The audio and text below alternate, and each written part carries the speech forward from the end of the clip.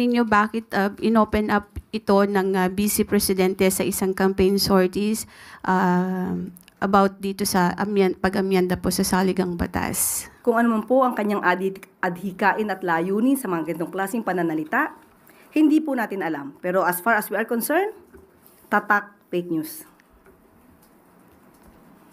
Next question, Kenneth Pasyente, PTV.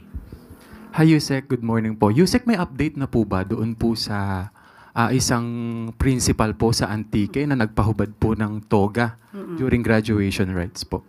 Opo, dahil na rin po sa naging direktiba po ng Pangulo, maagaran pong kumilos ang ating Secretary, DepEd Secretary Sani Angara, at ang sinasabi pong guro ay tinanggal na po bilang principal sa nasabing eskwelahan.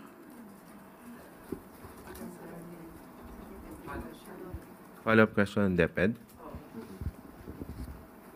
Maricel Alini. So, ma'am, tinanggal as in removed, hindi na As siya pwedeng principal, from the as school. principal, pero lisensyado pa rin po ba siya?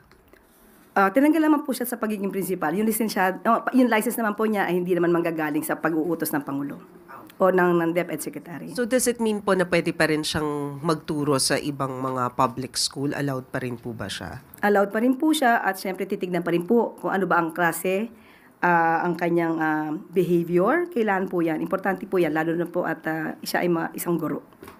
Thank you, ma'am.